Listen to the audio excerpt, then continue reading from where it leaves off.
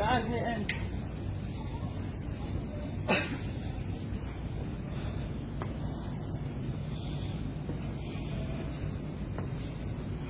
شنو هذا؟ هندوس. ليش يبيع هنا؟ هذه بلد مسلم صح؟ ليش هذا هنا؟